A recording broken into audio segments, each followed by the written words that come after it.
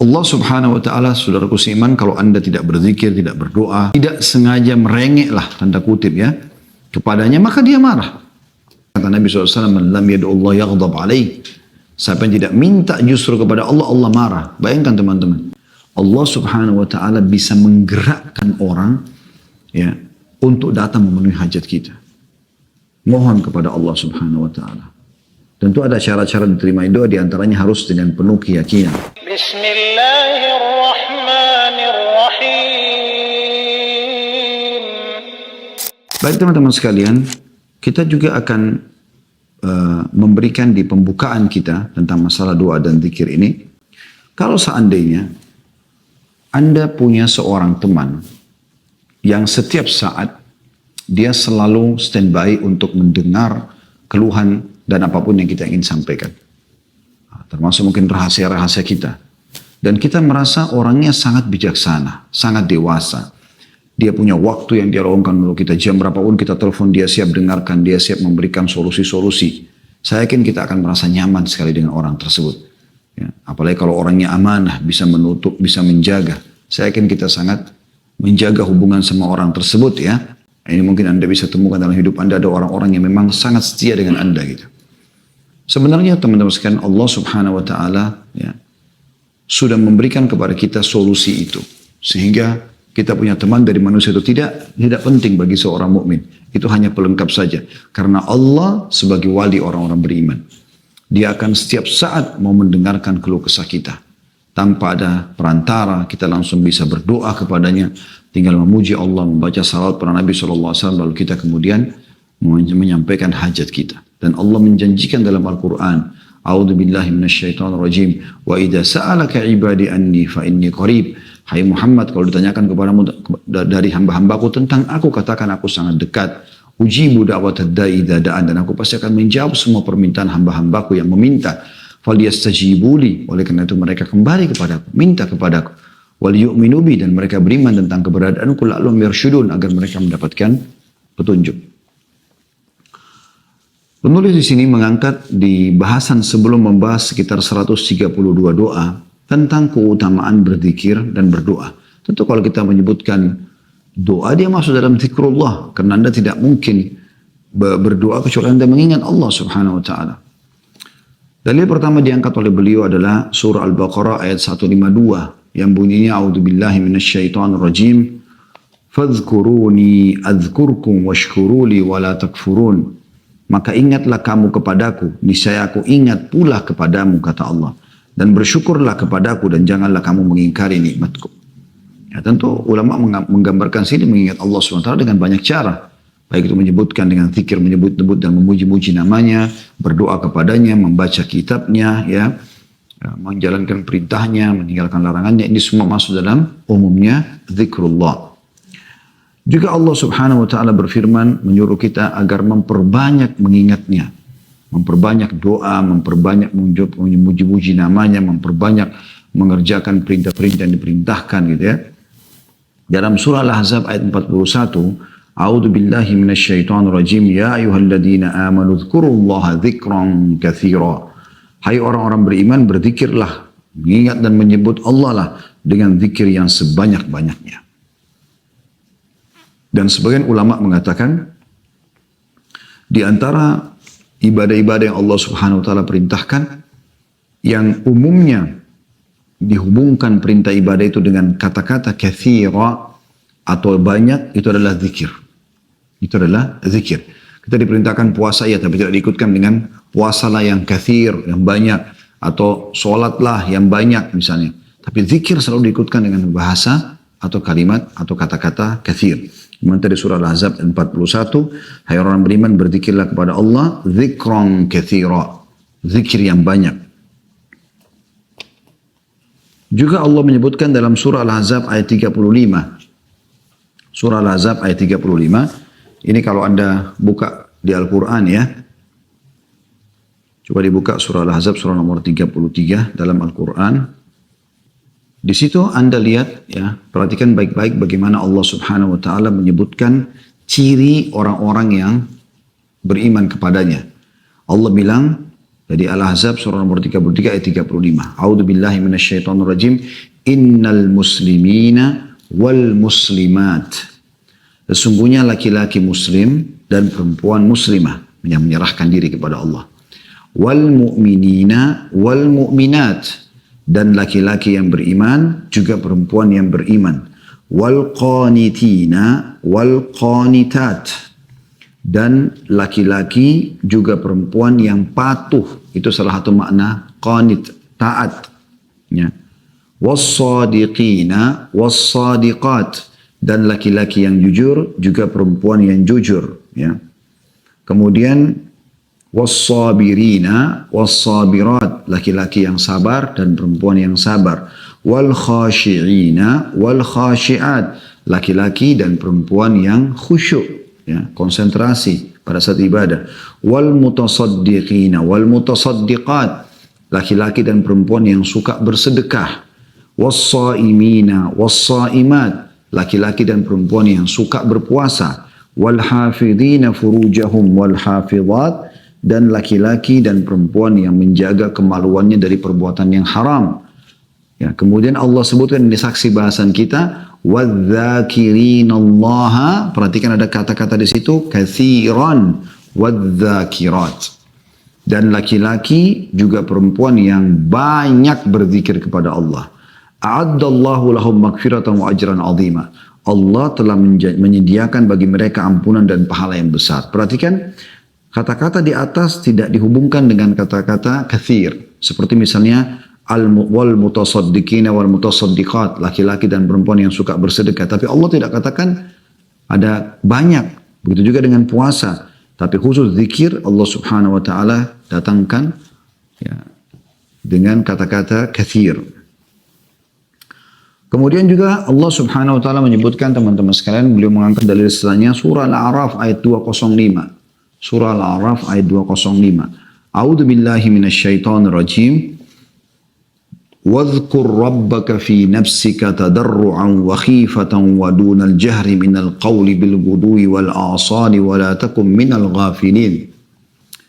Dan sebutlah nama Rabbmu dalam hatimu dengan merendahkan diri dan rasa takut, dan dengan tidak mengeraskan suara di waktu pagi dan petang, dan janganlah kamu termasuk orang-orang yang lalai.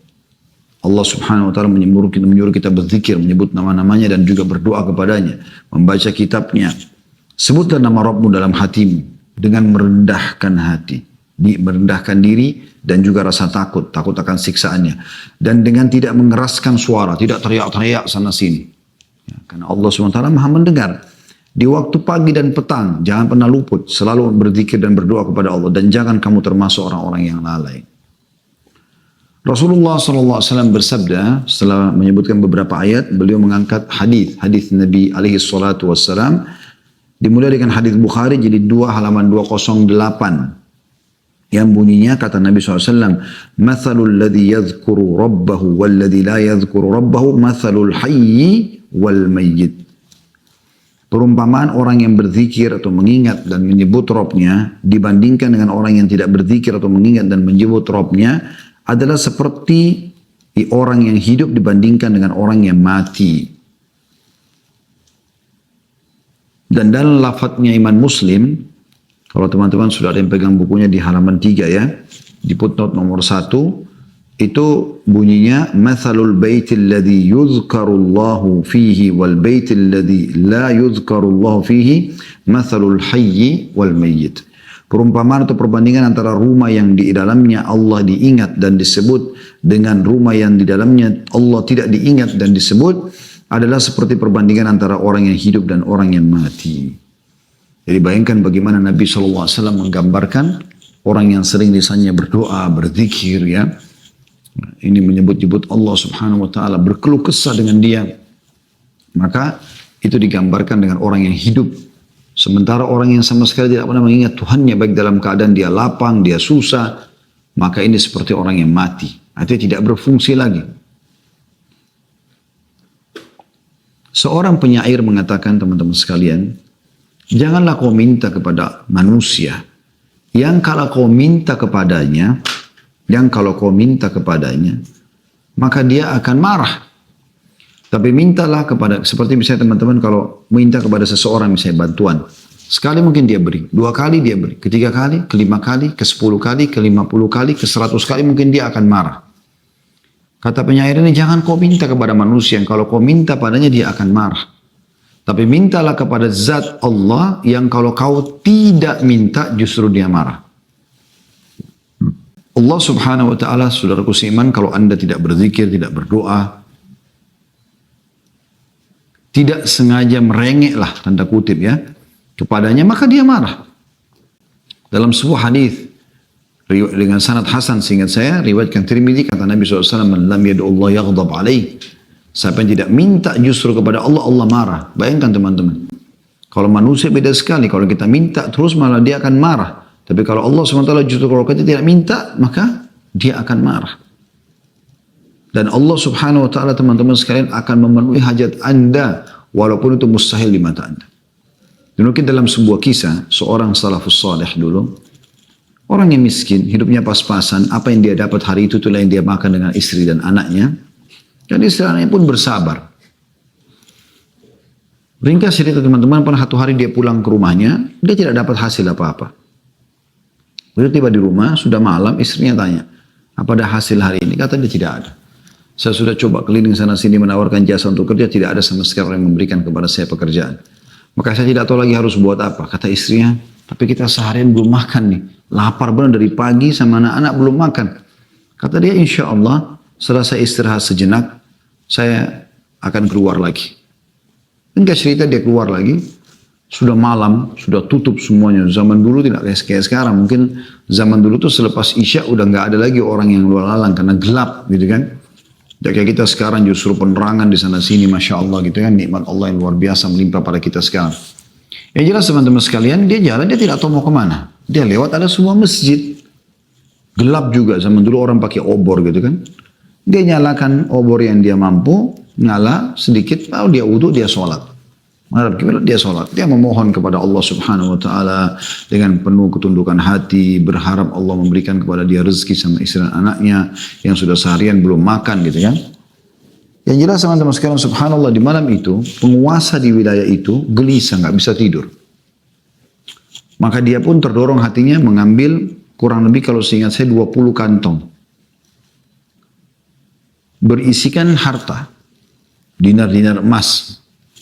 Dan dia bilang, ya Allah, aku malam ini nggak bisa tidur. Ini kata rajanya pada saat itu ya, atau penguasa di situ. Saya ingin keluar bersedekah di jalan-Mu ya Allah. Maka mudahkanlah aku untuk bersedekah pada orang yang tepat.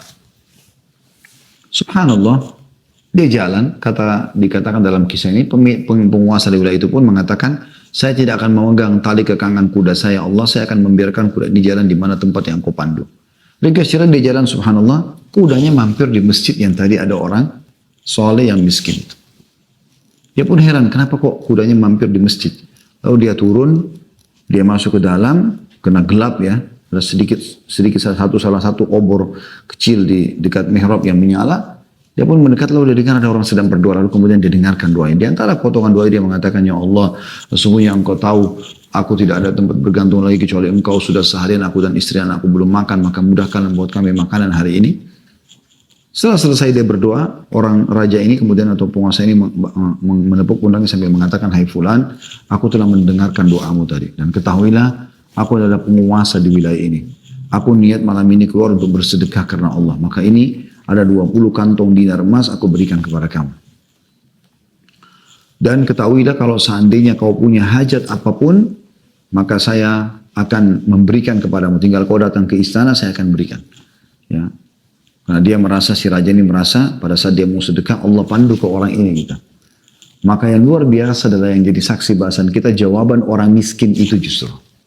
Perhatikan ini yang kita ingin titik beratkan ya. Sekali lagi ini yang kita ingin titik beratkan. Ini benang merah yang harus kita garis bawahi dan kita tarik lurus dan kita ambil pelajaran darinya. Yaitu kata dia apa? Orang miskin ini berkata pada raja tersebut, kalau seandainya saya pun punya hajat, maka saya tidak akan datang kepada Anda. Tapi saya akan datang kepada Allah yang telah mengutus Anda datang kepada aku. Allah subhanahu wa ta'ala bisa menggerakkan orang ya untuk datang memenuhi hajat kita. Mohon kepada Allah subhanahu wa ta'ala.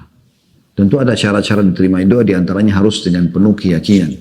Karena kata Nabi SAW, Udu'u rabbakum muqinuna bil ijabah. Berdoalah kalian dalam kondisi, kalian yakin Allah akan menerima doa kalian. Karena sungguhnya Allah tidak menerima doa dari hati yang lalai. Ya, sebagaimana lanjutan hadis. Kemudian hadis selanjutnya yang diangkat oleh beliau adalah hadis yang mulia juga.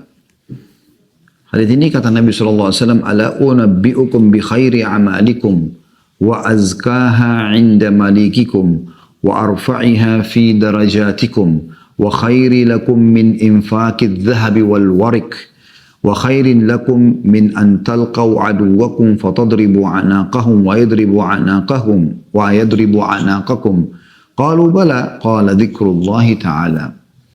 Maukah, kata Nabi SAW, aku beritakan kepada kalian perbuatan kalian yang paling baik. Maksudnya besar sekali pahalanya. Paling suci di sisi raja kalian. Maksudnya Allah Subhanahu Wa Ta'ala. Nggak ada nodanya, bersih. Allah terima semua. Paling tinggi dalam derajat kalian. Cepat mengangkat derajat di surga. Lebih baik bahkan bagi kalian daripada menginfakkan emas dan perak. Bersedekah dengan emas perak pun dikalahkan dengan amal ini. Dan lebih baik bagi kalian daripada bertemu dengan musuh kalian lantas kalian memenggal leher mereka, membunuh orang kafir di medan perang, pahalanya besar. Dan mereka memenggal leher kalian atau kalian pun terbunuh mati syahid. Bayangkan keutamaannya luar biasa. Apa jawaban sahabat setelah dengar semua itu? Tentu wahai Rasulullah. Tentu wahai Rasulullah. Bayangkan ya, kita coba hitung keutamaannya. Kata Nabi SAW, maukah aku beritahukan kepada kalian perbuatan yang paling baik? Paling besar pahalanya. Satu. Yang kedua, paling suci di sisi raja kalian. Bersih. Semua diterima. Yang ketiga, paling tinggi dalam derajat kalian. Ya. Yang keempat, lebih baik daripada kalian menginfakkan emas dan perak. Yang kelima, lebih baik bagi kalian daripada kalian bertemu dengan musuh kalian lantas kalian memenggal leher mereka atau mereka memenggal leher kalian. 5 keutamaan sekaligus. Jihad, infak, semuanya dikalahkan dengan ini. Maka kata para sahabat, tentu ya Rasulullah. Kita pun kalau hidup di zaman itu pasti kita mengatakan, tentu ya Rasulullah, amal apa nih? Lalu kata Nabi SAW sebuah kalimat sederhana. Berzikir atau mengingat dan menyebut Allah Ta'ala. Hadis riwayat Tirmidzi jilid 5 halaman 459 dan Ibnu Majah jilid 2 halaman 1245. Nah, ini luar biasa. Ya. Bagaimana seseorang mendapatkan keutamaan berzikir kepada Allah SWT, berdoa kepada Allah SWT. Itu kalau kita bisa sudah bilang tadi, kalau kita menyebutkan zikir, doa masuk di dalamnya. Ya. Kemudian sabda Rasulullah SAW juga di dalam sebuah hadis yang diriwayatkan Bukhari jilid 8 halaman 171 dan juga Muslim jilid 4 halaman 2061. Kata Nabi SAW, Yaqulullahu ta'ala, Allah yang maha tinggi telah berfirman, Ana inda dhanni abdi bi, wa ana ma'ahu idha dzakarani. Aku selalu bertindak menurut prasangkaan hambaku kepadaku. Kalau dia sangka baik, Allah akan kasih. Walaupun dia sakit, walaupun ada cobaan, dia sangka baik, oh pasti ini pasti baik buat saya. Ya, maka Allah akan berikan seperti apa yang dia sangkakan. Wa ana ma'ahu idza dzakarani, dan aku selalu bersamanya bila dia berzikir atau mengingat dan menyebutku. Ya, tentu doa di antaranya. Fa in dzakarani fi nafsi dzakartu fi nafsi. Kalau dia mengingatku dalam dirinya, maka aku pun akan mengingatnya dalam diriku. Wa in dzakarani fi mala'in dzakartu fi mala'in khairin minhum. Dan kalau saya dia menyebut namaku di hadapan kumpulan orang-orang, maka aku akan menyebutkannya dalam kumpulan hamba-hamba yang lebih baik daripada mereka. Wa in taqarraba ilayya shibran taqarrabtu ilayhi dhira'an. Dan kalau hamba tersebut mendekatkan diri kepada aku 1 jengkal, maka aku akan mendekat kepadanya 1 hasta.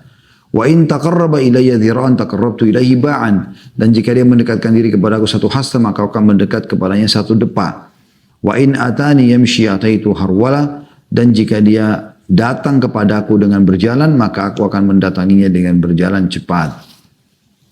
Ya. Jadi di sini kita lihat bagaimana potongannya. Wa idza dzakarani fi nafsi dzakartu fi nafsi.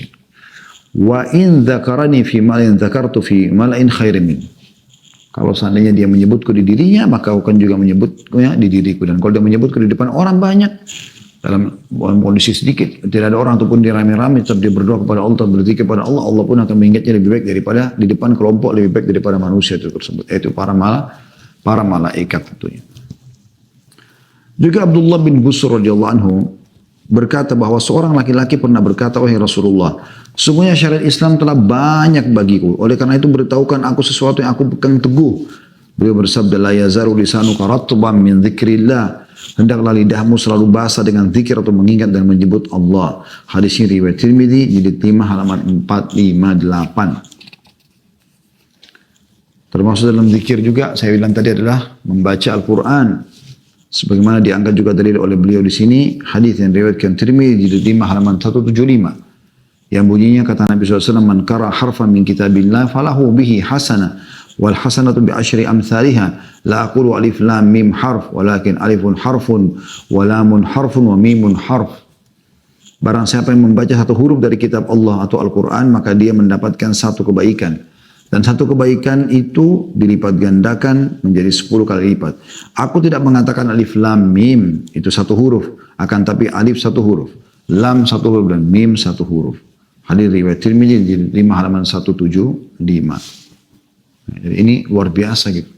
Zikrullah ini, mengingat Allah Subhanahu wa taala dengan segala macam jenisnya tadi, baik menyebut nama-nama dan sifat Allah, ya bersyukur dan segala macam, berdoa, juga membaca Al-Quran. Ini semua masuk dalam rangkaian zikrullah yang luar biasa gitu. Juga Uqbah bin Amir radhiyallahu anhu meriwayatkan sebuah riwayat yang unik ya. Dia berkata, kharaja Rasulullah sallallahu alaihi wasallam nahnu fi suffah. Satu hari pernah Rasulullah SAW keluar menemui kami sementara kami di Suffah. Suffah ini sebuah tempat kurang lebih bisa menampung 300 orang di belakang rumah Nabi SAW. Umumnya ditempati oleh orang miskin di Madinah untuk belajar dari Nabi SAW. Kata Uqbah bin Amir radhiyallahu anhu, kharaja Rasulullah SAW wa nahnu fi Suffah. Satu hari pernah Rasulullah SAW keluar menemui kami sementara kami di Suffah. Faqala ayyukum yuhibbu an yaghduwa kulla yawmin ila buthanin aw ila al-aqiq. Siapa di antara kalian yang ingin pada saat atau setiap hari dia keluar ke Buthan dan Aqiq, dua lembah di Madinah. Lembah ini waktu itu belum berpenghuni ya. Dan di situ sering kali lewat unta-unta liar, tidak ada pemiliknya gitu. Kata Nabi SAW, fayati yaminhu binaqataini qaumawaini fi ghairi ithmin wala qati'atir rahim. Dia mendatangi ya, kedua lembah tersebut dan membawa 2 ekor unta yang sudah sempurna, ya, unta merah ya. Kemudian dia membawanya tanpa ada dosa dan tanpa memutus silaturahim. Maksudnya tanpa mengambil ya, hak orang lain. Fakulna, kami pun berkata, ya Rasulullah, nuhibbu dhalik. Wahai utusan Allah, kami ingin sekali itu. Enak benar setiap hari pergi ke lembah Buthan atau Aqiq, tiba-tiba datang sana ada unta tidak ada pemiliknya, bawa pulang ke rumah. Untanya mahal. Unta yang qaumawai ini kata Nabi SAW. Unta yang sempurna besar, ya sudah dewasa, itu harganya mahal, gitu kan. Maka kata para sahabat, kami mau ya Rasulullah. Seperti kalau dikatakan, siapa yang mau pergi ke jalan ini atau di lembah ini, dia akan dapat 2 mobil. Gitu. Tanpa mencuri, hadiah buat dia. Orang semua mau. Dan ini metode yang digunakan Nabi SAW untuk menarik perhatian audiens. Gitu. Ini seringkali Nabi SAW gunakan itu ya. Dilemparkan contoh dulu, kemudian untuk mendatangkan target utama nantinya. Setelah sahabat mengatakan, kami tentu mau ya Rasulullah, membawa pulang 2 ekor unta tanpa putus silaturahim, tanpa mencuri, ya, punya orang lain. Qala afala yaghdu ahadukum minal masjid faya'lam. Tidakkah seseorang dari kalian menuju ke masjid kemudian dia belajar au yaqra ayataini min kitabillah, atau dia membaca 2 ayat dari kitabullah Al-Quran.